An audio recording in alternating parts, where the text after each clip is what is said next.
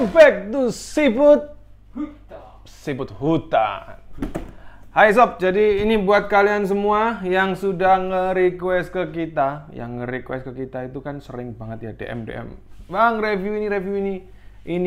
Oke, thank you banget masukannya. Ya, kita listing satu persatu dan kita berusaha ngewujudin satu persatu.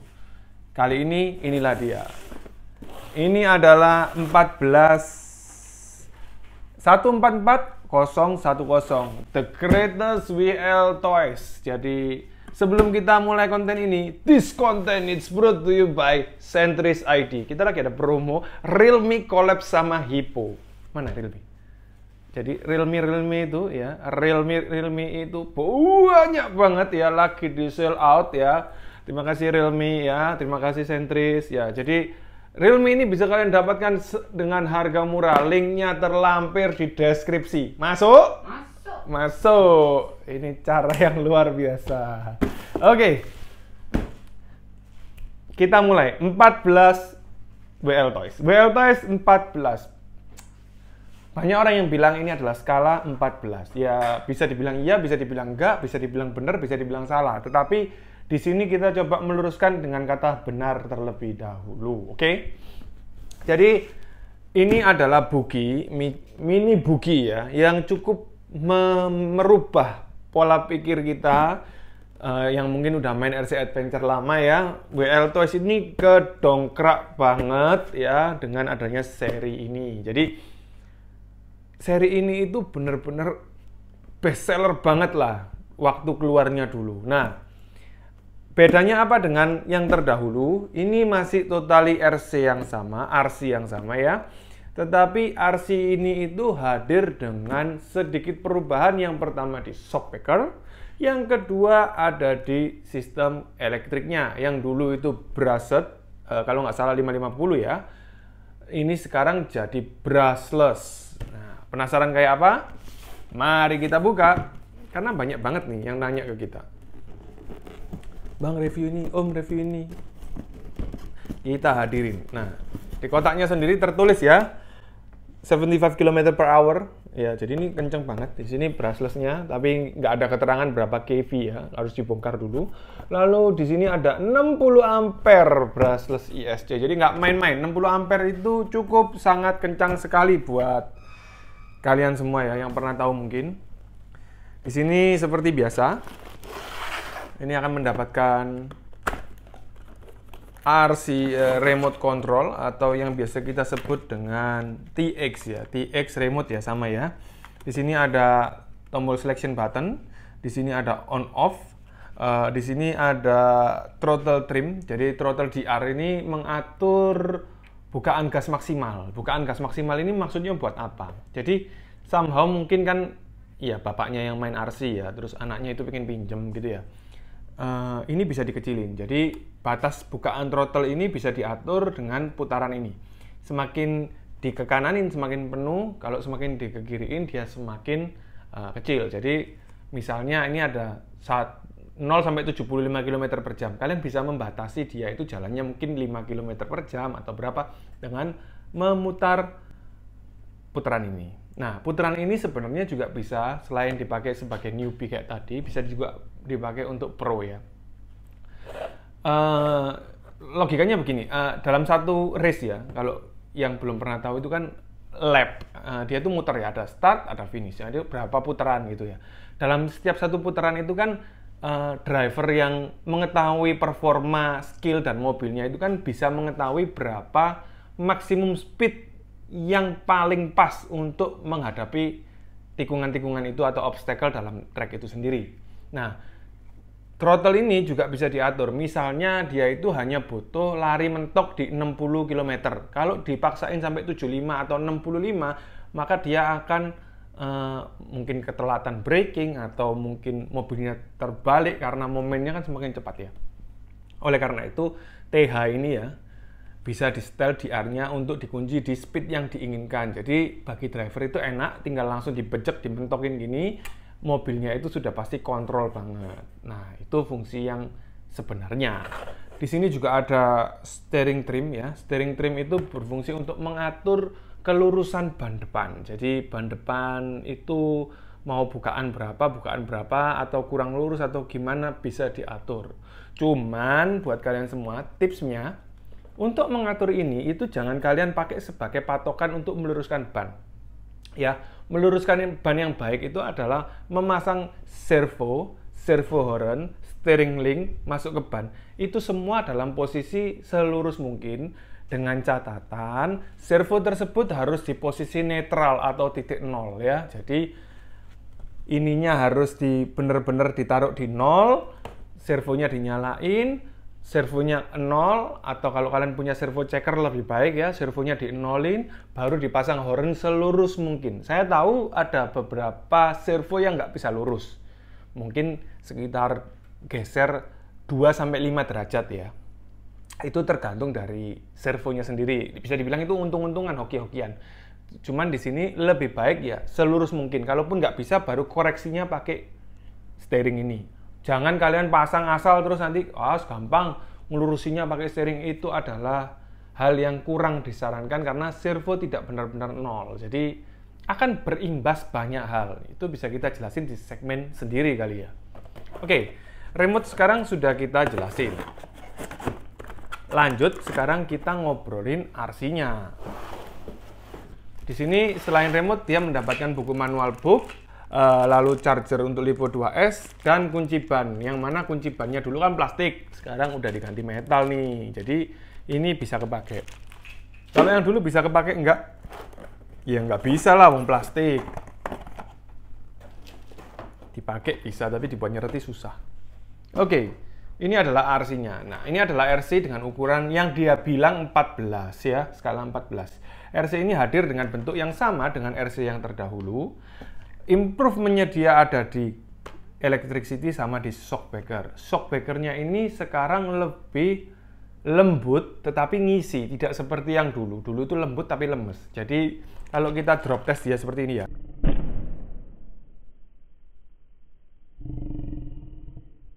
Dia itu sangat durable atau sangat mampu menahan rebound dari beratnya dia sendiri. Jadi bisa dikata skok ini lebih baik dari skok yang dulu karena ya lebih keras tetapi juga lebih liat. Nah, untuk dimensi yang lain ya, mulai dari tiang skok ini, shock tower, arm lower ini sama link-link semuanya itu sama dengan yang terdahulu.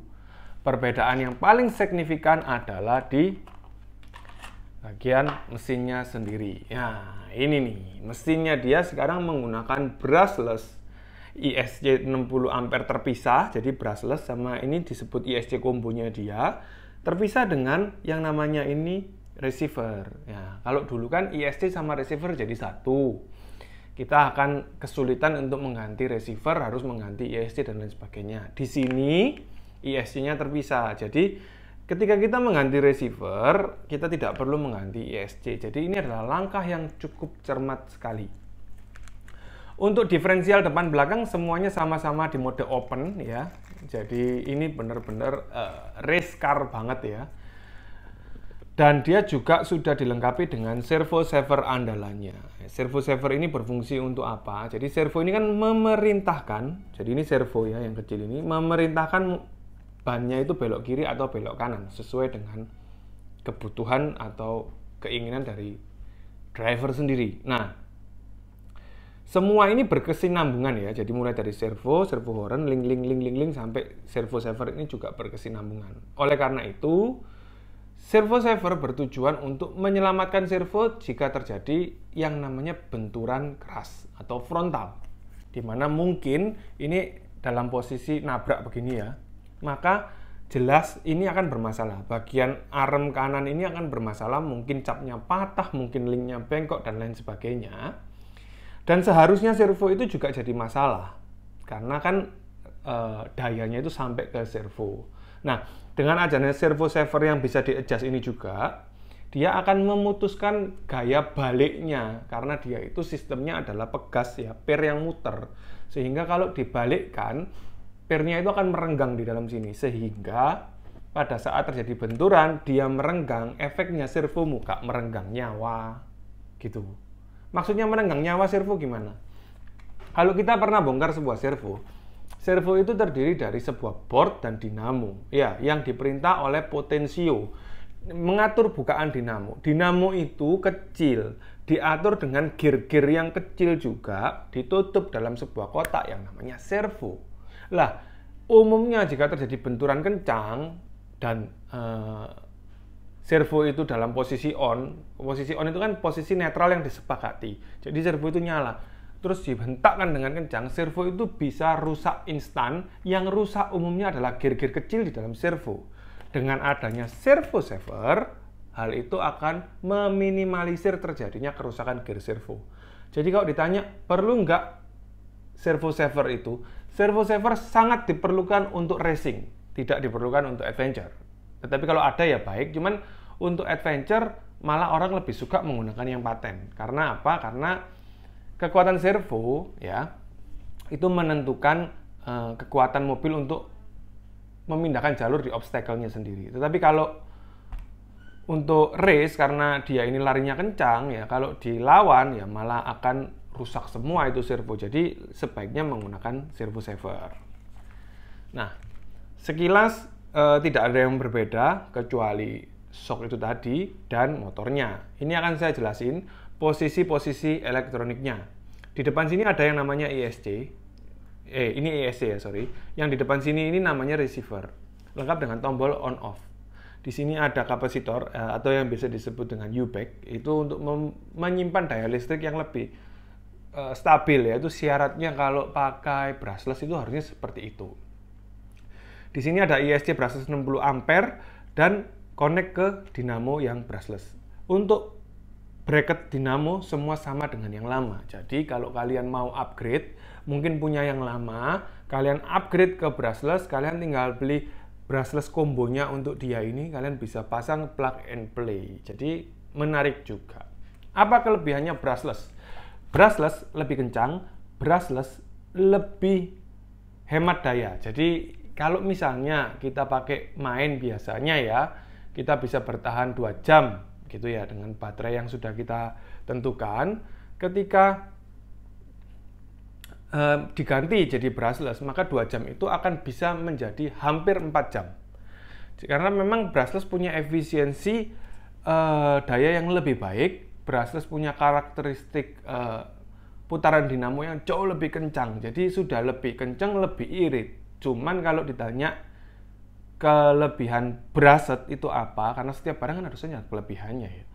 Brushless itu pasti lebih lembut daripada brushless sensored manapun. Nah, jadi itulah dia perbedaan-perbedaannya ya. Jadi kalau untuk race ya itu memang sebaiknya menggunakan brushless karena kita butuh yang namanya itu kecepatan yang ekstra cepat dalam jangka waktu pendek dan punch yang konstan ketika kita nahan gas terus kita becek-becek lagi. Itu sangat enak sekali kalau menggunakan brushless.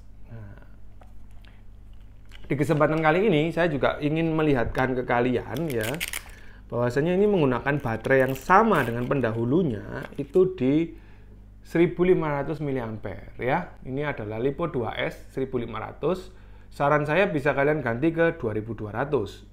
Apakah cukup dengan konversi brushless ini? Cukup. Yang harus kalian lakukan adalah memindahkan 2 skru ini ke depan sini. Otomatis pada saat kalian lepas dan kalian pindahin, bracket baterai ini akan ikut pindah juga ke depan. Sehingga kalian bisa menggunakan baterai yang lebih panjang. Maksimum 2200 menurut saya. Kenapa? Ya karena untuk RC balap ya, itu ada beberapa pertimbangan-pertimbangan khusus yang harus kalian perhatikan. Beda dengan adventure ya. Kalau balap itu tingkat pembagian beban kiri dan kanannya dia ini sebisa mungkin harus berimbang ya. Kenapa? Karena mobil ini dipakai dalam kondisi yang kencang dan mobil ini dipakai dalam kondisi tidak menyentuh tanah. Kalau mobil ini menyentuh tanah, kalian menggunakan giro, saya rasa tidak ada masalah. Tetapi kalau sudah on air, ya, sudah tidak menyentuh tanah. Nah, ini akan sangat mungkin terjadi body roll. Ketika kiri yang lebih berat dia akan jadi seperti ini, ketika kanan yang lebih berat dia juga akan seperti ini. Sehingga hematnya itu kiri kanan harus berimbang lah, lebih kurang seperti itu. Sehingga pada saat kita menghadapi landing, posisi mobil kita itu bisa lurus dengan baik, ya.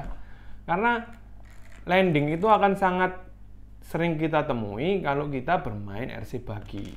Jadi ya seperti itu yang umumnya terjadi di dalam sebuah track RC. Nah, apakah RC ini bisa dimainkan di luar track? Tentu saja jawabannya bisa. Kenapa? Karena RC ini punya ukuran yang notabene-nya kecil, ya. Dibanding RC buggy beneran pada umumnya yang ukurannya 1/8, itu kan gede banget tuh. Ini sangat jauh lebih kecil. Ini mungkin hanya 1/4 ukurannya dia. Yang mana ketika tempatnya itu lebih kecil, RC-nya lebih kecil, kalian akan memungkinkan untuk dapat bermain di tempat yang lebih banyak daripada RC-nya yang besar. Semakin besar RC-nya, semakin susah menentukan tempat bermain. Kalau kalian tanya, loh semakin besar semakin enak kan di track? Iya, kalau di track itu berapapun ukurannya tidak ada masalah, tergantung skill. Tetapi kalau kita ngomong kita ini free run, ya cuma main-main biasa, otomatis ukuran dari RC itu menentukan tempatnya ya. Jadi kalau tempatnya kecil, RC-nya juga harus kecil. Jangan bermain RC besar di tempat yang kecil. Gitu. Kenapa? Karena akan sangat membahayakan sekitar Anda ketika digas, ketika dipacu. Begitu juga jangan bermain RC kecil di tempat yang terlalu besar, apalagi outdoor. Kenapa? Karena kalau RC-nya lompat, kadang kita terlalu nafsu, RC ini bisa hilang nyangkut, kita nggak tahu kemana karena terlalu kecil. Bener nggak? Ya kan? Jadi disesuaikan ya. Jadi ukuran segini nih compact-compactnya ya, kalau dibawa main di depan rumah, terus main di track rally 1/10, ini cocok banget ya. Jadi bisa dibilang ini masih suitable. Secara grade-nya buggy, skalanya buggy sama skalanya RC sedan itu agak beda ya. Jadi kalau 1/10 RC sedan atau track rally atau on-road sama RC buggy, otomatis di skala yang sama buggy jauh lebih besar ya. Jadi ini menurut saya sudah cukup, ukurannya compact, enak banget. Nah, buat kalian semua yang nanya, perbedaan ini ya sama yang lama itu apa? Tidak ada beda kecuali brushless-nya ya, electrical combo, sama ban ya. Profil ban berbeda, ukuran ban sama. Jadi profilnya ini agak duri-duri gini ya. Jadi lebih ke arah dia itu dipakai di gravel ya. Beda dengan yang lama itu dipakai di on road ya, jadi gitu. Nah, lebih kurang seperti itu ya. Jadi konversi semuanya sama. Jadi ukuran-ukuran arm ini juga sama, ukuran skok juga sama, tapi per skoknya beda. Jadi kalau ditanya enak yang mana sama yang lama, menurut saya enak yang baru. Karena dia itu lebih, istilahnya lebih berbobot gitu ya untuk skoknya ya, sehingga handling juga pasti lebih enak. Jadi manuver juga pasti lebih enak. Jadi harapannya ya kalau memang kalian mau upgrade, diganti aja skoknya ke skok yang tipe ini ya. Ini recommended banget. Nah, dari 1 sampai 10, menurut saya RC ini sangat perlu kita coba. Apalagi kalau kalian ini punya speed antusias ya. Jadi sukanya itu speed junkies itu, suka ngebut-ngebut itu. Ini cocok banget. Karena apa? Karena ini bisa dimainkan di mana saja. Maintenance-nya juga sangat tidak repot, spare part-nya kuat, harga spare part-nya pun juga tergolong sangat ramah sekali alias murah. Kalau kalian tanya ke saya, perlu nggak upgrade ke metal? Jawaban saya tidak perlu ke metal, karena metal itu kurang cocok untuk RC dengan model seperti ini ya. Kenapa ya? Nanti jatuhnya yang tadinya dia bisa landing dengan lebih baik, kalau pakai metal malah bengkok. Ya, karena metal lebih gampang bengkok daripada plastik. Plastik nggak gampang bengkok, tapi gampang patah. Iya. Kalau plastiknya ini saya rasa kuat karena kita sudah pakai hampir 2 tahun ya. Itu tidak pernah masalah di perplastikan ini secara berarti. Jadi kalau diganti metal belum tentu tambah kuat, belum tentu. Tergantung juga harga kan, kalian beli yang harga berapa, yang merek apa dan lain sebagainya. Cuman umumnya ya bagi kami kalau nggak rusak ya nggak perlu diganti lah, seperti itu. Konservatif. Nah, dari 1 sampai 10 menurut saya ini recommended karena tadi udah dijelasin bisa dipakai di mana aja. Terus durability juga memang dia kuat, dia nggak istilahnya itu nggak gampang rusak, spare partnya juga harganya murah. Nah, apabila kalian tanya ke saya tips dong kalau beli ini enaknya diapain ya? Oke, yang pertama saya lakukan adalah saya akan melubangi bagian daerah sini. Untuk saya buatkan air scoop. Nah, buat air scoop itu kalian bisa cari DIY atau kalian beli air scoopnya. Kalau mau DIY kalian bisa pakai tutup galon ya. Jadi mengambil udara dari depan untuk dimasukkan ke bagian kipas ya. Nah, kipas ini berfungsi untuk mendinginkan ISC. Tetapi pada saat kalian membuat air scoop, sebaiknya air scoop tersebut diberikan filter, entah pakai spon atau pakai kasa. Karena apa? Karena dinamo ini juga harus dalam kondisi bersih ya. Kalau dinamo ini dalam kondisi bersih, otomatis pendinginannya maksimal dan kalian bisa lebih nyaman becek ini RC dengan full throttle. Nah, langkah yang pertama saya buatkan air scoop ya. Saya kasih filter. Yang kedua saya ganti ISC karena saya butuh yang pakai giro. Meskipun ini mobil kecil lucu-lucuan, menurut saya tetap perlu banget pakai giro. Dan yang ketiga, apabila servo steering saya rusak, ya tunggu rusak dulu, baru saya ganti ke servo 1/10. Kenapa ya? Karena udah pasti lebih kuat ya. Jadi menurut saya ini sudah ulti banget ya. Jadi udah pasti nyaman. Kalaupun terakhir ya dia dirasa kurang, istilahnya itu lama mainnya, barulah saya ganti ke 2200 ya. Jadi itu malah yang terakhir. Kalau dulu yang dibras kan sebisa mungkin diganti 2200 dulu, baru nanti upgrade yang lain. Tapi kalau brushless 1500 cukup. Kalau kalian mau ganti ke 2200 ya tentu saja bisa dipersilahkan karena bisa menambah lifetime kalian dalam bermain. Dan lebih baiknya karena dia ini 60 ampere, kalian cari baterai yang C-nya itu gede. Kenapa? Karena dengan C yang tinggi, konstanitas dia dalam bermain itu pasti akan terjaga ya. Jadi pansnya itu nggak kendor-kendor seperti itu. Jadi itulah dia yang harus diganti. Untuk mengganti link-link dan kaki-kaki dengan metal saya tidak melakukan karena menurut saya plastiknya ini sudah badak banget.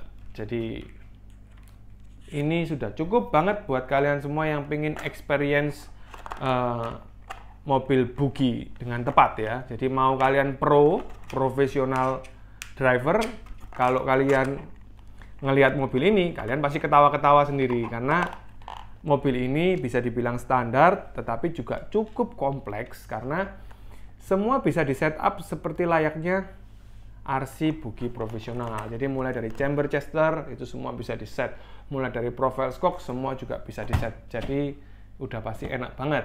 Dan untuk kalian yang newbie seperti saya pasti akan seneng karena mobil ini kuat, nggak gampang rusak, terus enak dimainin, handlingnya juga bagus, nggak kacau-kacau gitu. Dan tentu saja apabila terjadi kerusakan, penggantian spare partnya gampang dan harganya juga murah banget. Jadi nggak salah kalau WL Toys ini laris badai ya, karena memang RC-nya keren banget. Debatnya sih di ukuran ya. Ada yang bilang ini ukuran 1/12, ada yang di ukuran 1/14. Ya itu memang terjadi perdebatan. Jadi ya kalau kalian tahu jawabannya, tulis saja di kolom komen supaya kita bisa sharing bareng. Oke, jadi sekian dari saya. Terima kasih banget buat yang udah nonton. Pastiin kalian subscribe, nyalain lonceng supaya nggak ketinggalan update-nya. And leave a comment buat tanya apa aja yang kalian pengen tanya, ngasih saran dan masukan tentang RC apa yang ingin kalian lihat secara visual di sini. Tulis aja karena kita akan berusaha mewujudkan itu jadi kenyataan. Terima kasih buat yang setia sama kita dan selalu komen. Sampai ketemu lagi and bye-bye. Sebentar. Jangan lupa di-share. Sharing penting buat kita. Thank you.